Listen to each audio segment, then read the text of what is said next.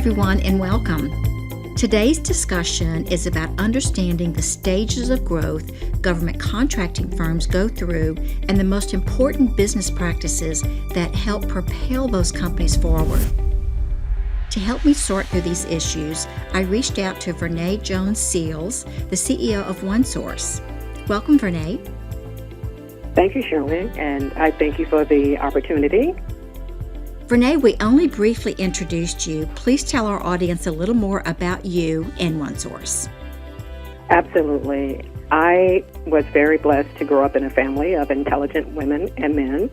Many of those family members were gifted in mathematics and business and entrepreneurship. My grandfather, father, mother all had a role in a family business. And it was interesting that my grandfather had very little formal education, but was highly intelligent and actually owned and operated a lumber company in the mid to late 60s. As a child, I was really fascinated with the big brown leather chair in his office and the calculator at the desk. And I believe that was the beginning of my love for numbers and for business. While I was inspired by the family business and all the innovation and sheer grit and determination it took to start and run a business, I lived to experience firsthand the impact of the lack of strategic and succession planning and what impact that has on a business and a family. So my exposure and desire to learn about business and finances led me to pursue a dual degree in accounting and finance, and later to pursue my MBA. This vision was to start a business to help other businesses, other owners, employees, and ultimately communities that these companies serve. I was very fortunate to see this come to fruition in 2002 and start OneSource Consulting. OneSource is a management and technology consulting firm. We provide these services to private companies, commercial companies, and federal, state, and local agencies. Our unique team consists of several CPAs, MBAs, change management professionals, project management, and technology professionals. Our purpose is to help clients from crafting their story of their vision to building an operational model and infrastructure to support all aspects of their business lifecycle. Thank you, Renee. What you do dovetails nicely with what we do at Scale to Market, which focuses on federal business development planning and practices. Let's first define the 3 stages of a company's life cycle as startup, expansion and growth, and exit. Why is it important for CEOs and their teams to tune into their company's whole life cycle? Shirley, in my experience, successful companies take an integrated approach to business strategies, financial management, and technology solutions, applying a holistic perspective, first understanding where they are in their business life cycle, which is critical to developing a path forward. But in essence, what I always share with others is start with the end in mind. Plan your personal exit strategy while continuing to grow the business. As it relates to strategic planning, looking back 3 years and planning forward 3 years are important in terms of evaluating and developing strategic goals and objectives. And we define these strategic goals and objectives with our clients, along with a strategic roadmap that includes business development, marketing, human resources, financial, and technology management. CEOs must learn how to apply cause and effect scenarios that will allow them to remain agile and responsive to the changes in the marketplace, technology, and people. Now, the startup phase, in my opinion, is the hardest stage and is the stage in which statistically most businesses fail. How do you define a business that is in the startup mode, and what are the most critical elements that must be in place to succeed? Most often than not, entrepreneurs combine the development stage and startup phase. This is where we see that businesses will lack strategic alignment with the appropriate infrastructure and sustainability and growth, which are often indicators of what we call a startup loop. So really focusing in early on whether you're in the developmental process of the business or you're truly in the startup. You have launched the business, you've defined your vision, and you're moving the company forward. This startup loop happens primarily because the development stage was not fully vetted before proceeding to the startup stage. In addition, often in the startup stage, the focus is on survival versus strategic planning and growth. So, in the earliest stage of a startup is ideation. What should entrepreneurs contemplate in this critical stage? The first thing is that you can build a business from any idea. And I'll give you an example what ideation looks like. The startup is the stage statistically where most businesses fail because of the lack of patience with the process of building and aligning their vision with the proper infrastructure and resources. So it's a concept of you pay now or pay later. So getting the knowledge and the resources in place to launch the business and really be able to see the business 3 to 5 years out is really important. This allows the entrepreneur the opportunity to gain enough knowledge and resources to launch, but not enough to position the company for growth. These companies end up back to address critical issues that are causing them to stall. This costs them more time and money on the back end. So, how do you measure success in the startup phase? I feel that success is really different for each company. We recommend that every company or founder of a company really understand what that North Star is at the launch of the business, and that they periodically monitor that with key metrics that are more focused on the market penetration or profitability. But then they need to develop a team that is prepared to expand the business and accept the responsibilities and the accountability for results. So working as a team to define those short-term goals and what success will look like, it is important to remember that the success journey is like running a marathon with built-in sprints. And so you're preparing for the long haul, but really stopping along the way to recalibrate and redefine in terms of have you hit those milestones at those check-in points. But keep in mind, we should all celebrate the short wins along the way. Yes, I agree. So that's the what. Let's talk about how. What approach can companies in the startup phase use to achieve those goals? We think it's important to engage many of the stakeholders that will be involved to identify and have a different perspective on what these challenges will be and what potential solutions are. So we suggest a 3-step iterative process during this startup stage. It involves reevaluating the business needs, realigning the vision based on market indicators, and resetting resources to meet the business objectives. I would agree. You know, small companies desiring to do federal contracting have a number of free resources available to them, such as the SBDCs and the PTACs. While these services can be very informative to small businesses that are brand new to federal contracting, the advice that they give is all the same.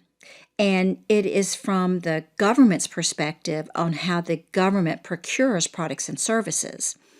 And while that's informative, what they don't tell you, what they don't tell a business is what strategies will be most effective for them, how to position their companies in the marketplace relative to competitors, or how to organize their business for success. When I work with small businesses who have exhausted these free resources and are ready for more, I focus on being data-driven and to carve out a niche for themselves in this very complex, highly competitive federal market. What advice do you give companies at this stage in terms of their operations? I agree with you, Shirley. Each business is unique, and the advice that is given and the resources that are available is pretty standard across the board. So it's up to the owner to really step back and take a look at their organization and understand who they are and why they're in business, understanding how the advice that they're being given really fits them, or in some cases, perhaps it doesn't. So the companies should take time to fully vet a business or strategic plan. This planning process will help position their company for growth. It will also inform all stakeholders of potential risk, develop an operational plan that includes sales, marketing, HR, and IT, and how that is all integrated is extremely important. And this plan would also include where you're going and how you're going to get there. What are the desired outcomes? And to your point regarding the data, obviously coming from an accounting and financial background, I love the numbers. I always say that the numbers tell a story. And that story is really up to the business owners to write their own story. But having a benchmark in understanding the market and the trends that are in the market so that you can develop different KPIs and reporting for monitoring and controlling, which is really important when you're trying to measure your competitiveness in the marketplace.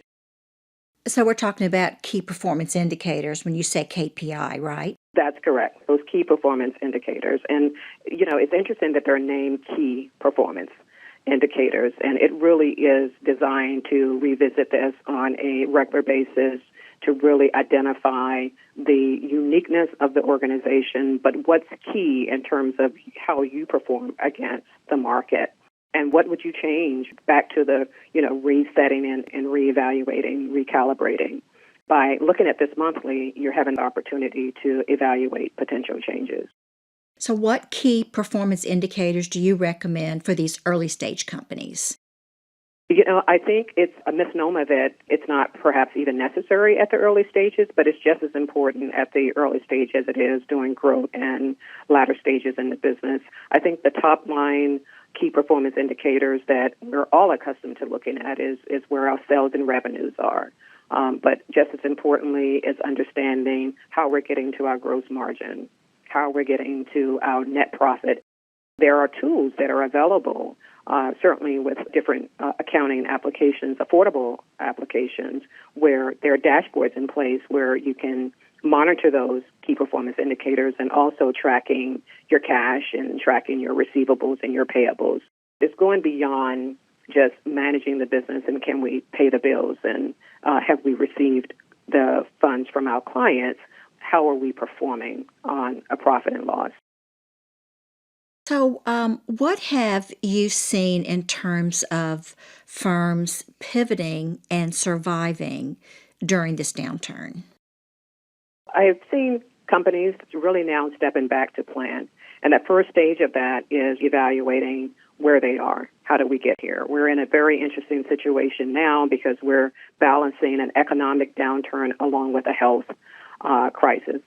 And we're helping companies step back to evaluate where they are today, where they were positioned pre-COVID, where they are in terms of funding they may have received during this downturn, and how would they come out of this? Are they going to be different? How are they going to look different? What's different in terms of their buying power, in terms of their customers, pricing?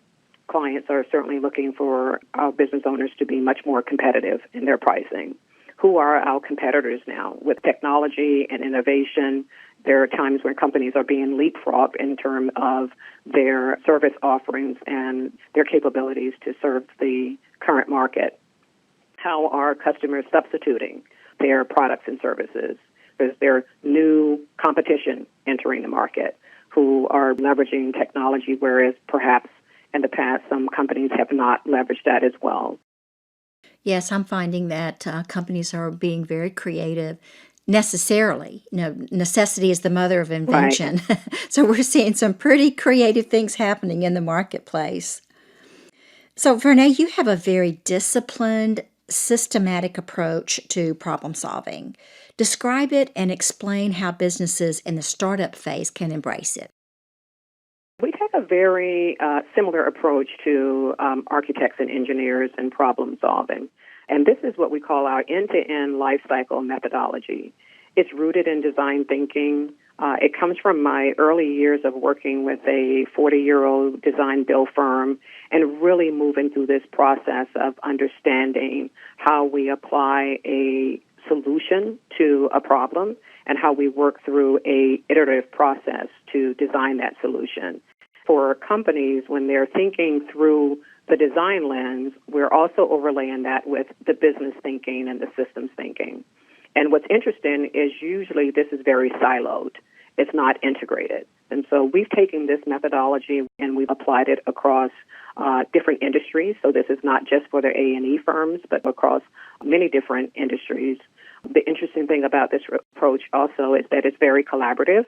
All stakeholders are engaged in every aspect of this process, from evaluating the company's current state to designing the future state in terms of where desired outcomes will be.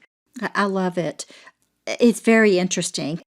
So, Renee, I'm going to ask you to give an example of how this methodology was applied to a company in the growth phase.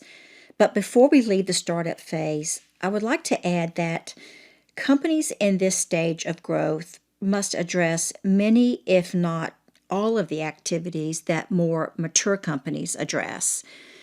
But they don't have as much time. They have 2 hours to devote to these issues rather than the 2 months. And of course, their resources are limited. When I work with startup companies, I know that minutes count. They need to know a little about everything, but then focus on the most critical actions, which in my case are those actions that will bring in revenue. And I call this the Entrepreneurs Playbook. With no revenue, there's no business. So, Renee, we need to take a break. I'm talking to Renee Jones-Seals, CEO and Managing Principal of OneSource, about the keys to growth at each stage of a company's life cycle. When we come back, we'll be discussing the all-important growth phase. Stay with us. We'll be right back. This Growth Masters Federal presentation is hosted by Shirley Collier, President and founder of Scale to Market. Scale to Market helps businesses think, plan, collaborate, and build market value by developing and executing customized, data-driven business development playbooks, building efficient information systems, and creating high-performing BD teams. Utilizing the proprietary Davy Business Development Growth Framework, Scale to Market partners with business owners and executives to increase their company's value by achieving profitable and sustainable growth in the federal marketplace. Email Shirley at scollier@scaletomarket.com to learn more about the Davy Growth Framework and how it can be instrumental in helping you grow your federal contracting business. We continue now with today's discussion of the issues and decisions owners must navigate as their companies transition through the various stages from development and startup, through the growth years, and into succession planning. Shirley's guest today is Renee Jones-Seals, founder and CEO of OneSource, a management, finance, and technology services and consulting firm serving private, public sector, and nonprofit organizations nationwide. Welcome back. Before the break, we were talking about developing and executing a growth plan in the startup phase. Let's now discuss the all-important growth phase, which is my favorite. How would you describe a government contracting firm that is in the growth phase, and what are the most critical elements that must be in place from an operational perspective? So, Shirley, I think the growth phase is a very interesting phenomenon because we really have to think about how do we get here, right? There is this organic growth that happens in organizations, and it's a natural progression, and we are really caught up in the day-to-day running the business. Our focus is on increased revenues, new customers, and oftentimes we're lacking the understanding of the infrastructure and the changes that we're going to need in our infrastructure to grow. We are really focused on the revenue, top-line revenue, and are we profitable? So we need to start moving now into the plan. And if we already have a plan in place, then deeper into the strategic plan. Because surely the market will change shortly. Even when we're in this growth phase, we will see changes in the market. And so our concern now is how will that change impact us? If this growth has been coming organically versus being strategically laid out, this natural progression of growth can lead us into pitfalls and cause us to be blindsided. This is where leadership needs to start to look beyond the top-line revenue growth. What's the financial risk in terms of the investment that we need to make in this growth stage? And then how are we going to move from growth to succession? So some of the things that we recommend companies should consider, some questions they should ask themselves in this phase is, do you have a process in place for developing an annual budget? I'm amazed that companies that are extremely successful do not have annual budgets in place. Those budgets allow you to dig deeper into understanding, as I said earlier, the impact, the financial implications of key decisions. Is risk mitigation at the top of your leadership and project management discussions? This is key in terms of trying to put risk controls in place in an organization. Do you know your next strategic hire? If you've put together your sales and marketing plan, your budget around this, do you know the skills and expertise that you're looking for and your next key leader and other staff members that are needed throughout the organization? And how will these key business decisions that you're going to be making during this growth stage regarding your sales, marketing, IT, and HR, how is this going to impact your pricing and allow you to remain competitive? So you can see that a growth plan is really about having the right strategy and infrastructure in place to guide leadership and project teams in creating resilience. The goal of having a plan is so that you can use it as a roadmap at every stage in the business life cycle, but especially during this growth stage. It has been my experience that government contracting firms at about 10 to 15 million in annual revenue hit a wall, meaning that the owners are putting in 60 to 80 hours a week, and they have been for years, probably 10, 15 years, and they just can't sustain that effort anymore. It's now time to build infrastructure, hire an executive team, and delegate authority. This is the point at which owners must decide if they really want to grow or if they just want to maintain their businesses. Exactly. And I think this is the point where the owners step back and ask the question, what is the goal? Is the goal to be a $15 million company, a $50 million company? And it's okay to be a $10 million company and be stable as long as the business owners are really true to their plan. The other side of the coin is a $20 million company can be miserable Yes, it can. if there is no plan in place. Yes. So growth is exciting, but it's really deciding who do you want to be as a company. It's understanding the why you're in the business. It's easy to get caught up in the tailwind during a strong economy and just grow for the sake of growing. But I think it should be sustainable. I think it should be intentional.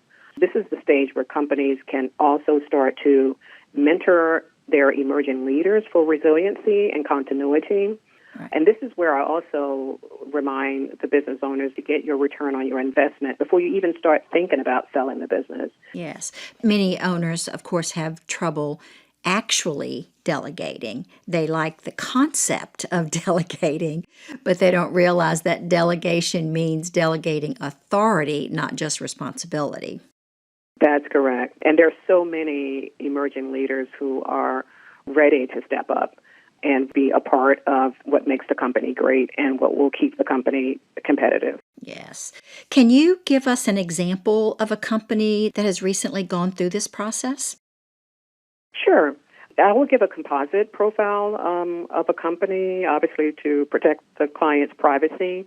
Let's say we have a 7-year-old IT company that grew from $10 million through the efforts of one single owner, and we see this often. This individual is determined to sustain the company at $10 million by putting in the 60 hours, 80 hours work week. Or they can build the infrastructure to push the company to $20 million.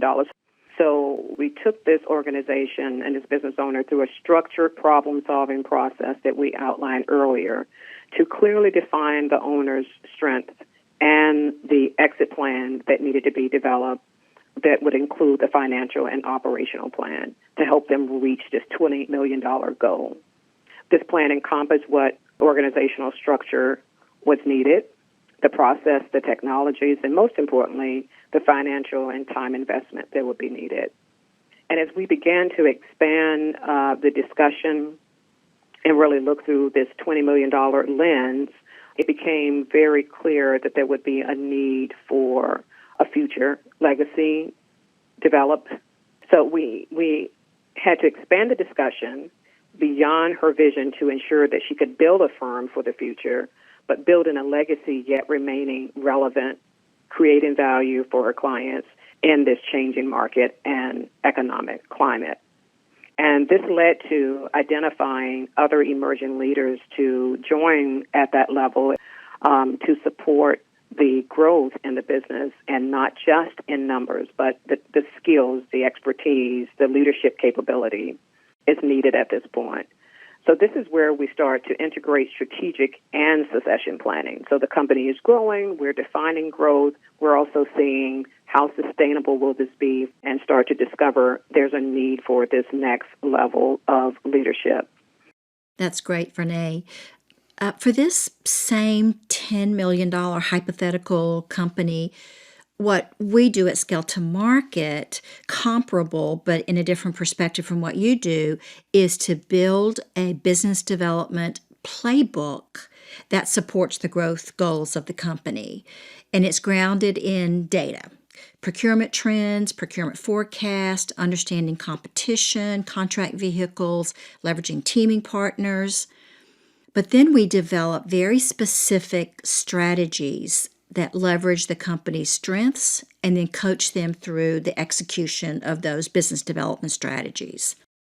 This inevitably leads to the need to hire the right people who will help their businesses flourish, reach new heights. Founders, in my experience, struggle with this decision because they must hire people who possess skills that are different than theirs. I see this all the time, especially with founders who have technical backgrounds like engineering, IT, or cybersecurity. At some point, they must hire business development folks, and most of them dread the thought. I advise them to have a plan, to take control, to know the market, and guide the BD director toward success rather than sitting back, wringing their hands, and hoping that the BD team will succeed. Renee, since both of us deal with small federal contractors, I would add that if a company is in the 8A program, don't wait until year 8 to decide what you're going to do after graduation. I recommend that companies develop a strategic business development plan no later than year 5 for what they will be doing after graduation. They will most likely still be in the small business set-aside category. That is correct, Shirley, and we recommend that this is a time to develop their exit strategy. Enter the program with a plan in place to exit. So this goes back to developing that business development, that sales and marketing strategy. We are aware that firms drastically reduce in their size in their company due to a lack of planning. We've experienced organizations that graduated from the 8A and unfortunately was dissolved later, shortly after they graduated. And you can see how this 3-step process that we outline works again at a different stage in the business life cycle. Your company's strategic plan should reflect what that business continuity will be beyond the 8 years, but starting to focus on that before the wheels stop. I would agree. And for companies that are graduating from the small business set-aside program, which is typically around 30 to 35 million, they should be planning for competing in the full and open market. I advise them at least 3 years before graduating. In fact, the SBA program now allows for 5-year average. So once you start getting into that 5-year time frame, knowing that you're probably going to be exiting in 5 years, you need to have a pretty solid plan for how you're going to compete in the full and open market. So Renee, let's now talk about the final phase of a company's life cycle, which is maturity or exit. This can be a stage that is just as exciting for the owners as a startup if they played their cards right. So what are the most critical actions that must be taken at this stage to maximize value for the owners? This is a very exciting stage, especially for those who have planned well and starting to see the return on their investment. Value can be measured from a few different perspectives. Companies that build their value around their people, their infrastructure, whether that's their technologies that they have in place, different systems and tools, and also around the financial performance. We see the biggest return on the sweat equity and years of investment in an organization when owners or senior partners are looking to exit. They keep in mind that change will be involved more than just from a financial model and a financial transaction. It's going to be a transition of leadership and people building towards the legacy. And so it's important to plan for that. We also recommend an initial assessment at this stage to help the exiting partners understand their level of personal readiness. So while we saw in earlier stages, sometimes the challenge is delegating or letting go, this is the stage where really starting to be ready to truly let go and exit the business. And we find that companies that have developed that team of the next generation have a much smoother transition in terms of their readiness to exit. It's very important to step back and go through that personal assessment. Determining which exit plan works best for the owner is a huge next step. And there are many types of models and structures, whether it's an internal management buyout, whether it's a private equity deal, or even a possible merger. And we're seeing more and more of these mergers and acquisitions. Each option comes with a different level of due diligence. We highly recommend business owners take the time to fully vet these options. All of these options will require business continuity planning, including their services. How will their service offerings continue? Business development, will that change? Will that look different? How consistent can we keep that throughout the transition? How is that all going to transfer from the business owner who's been involved in this from day one? Pricing will certainly change. The financial model, we're starting to move people in different positions and salaries changes. All of that has an impact from a financial perspective. Owners will need to assist the company and the next generation in terms of how they will pivot and move forward. It's very interesting that at this stage when owners start to exit, sometimes they're ready and they think that their time and expertise will not be needed beyond, filling the deal. But they're often retained for a few years after the buyout, whether it's the management buyout or merger. Renee, I was surprised when I sold my first IT company because I had a fairly sophisticated CRM and cost accounting system in place. The buyer, who was a competitor at the time, ended up paying a premium for the company. He had confidence in what he was buying, and the bonus was that he was able to convert his company over to the technologies and processes that we had in place fairly quickly. We were a much smaller company, and I was surprised that this larger company didn't have the discipline, the technologies, and a lot of the processes that had been so important in helping us to grow our business. So I want to go back to the owners are now saying, okay, we want to sell our company. What do you typically advise owners to do when they say they're ready? As a best practice, companies should plan to have a periodic valuation. At a minimum, run an internal valuation. We understand that this can be very expensive in terms of retaining a third party, but having an understanding of your value of your company is important. Most companies are aware of the external valuation to determine what a buyer may be willing to pay for the business. But what is often misunderstood is what's driving the value and the day-to-day operation of the business. We have little control over the economic conditions that can impact the value, but we do have control over contract management, HR, technology, and the financial management of the business. Sometimes companies need to actually invest in putting new and proper infrastructure in place versus actually cutting costs to drive value.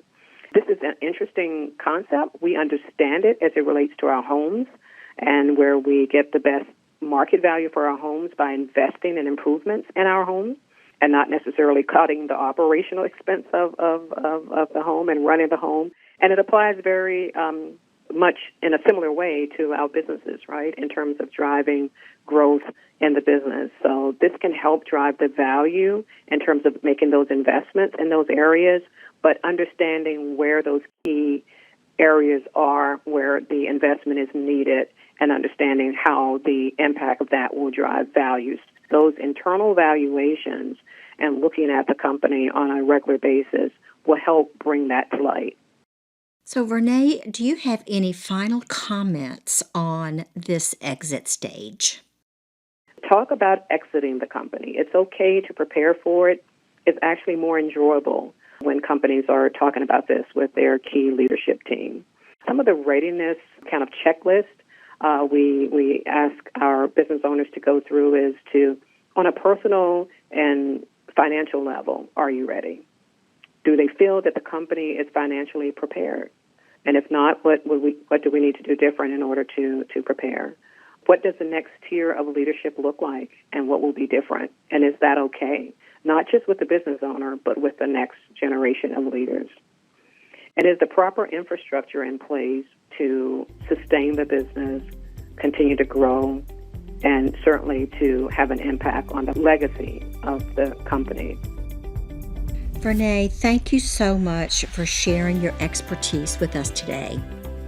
Surely it's been my pleasure, and certainly any advice we can share to help business owners is really our purpose in business. I agree. Folks, if you would like to get in touch with Renee, she can be reached at vjones@onesourcesbc.com, or you can reach out to us here at Scale to Market, and we'll make sure you're connected. This is Shirley Collier, President of Scale to Market and host of the Growth Masters Federal Podcast, signing off for now.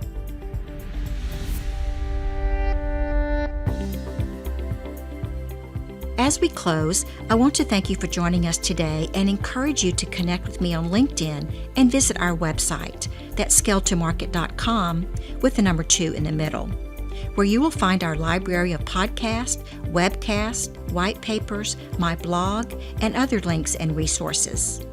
While there, please leave us a comment or suggestion so we can stay focused on what's important to you. We'll see you next time.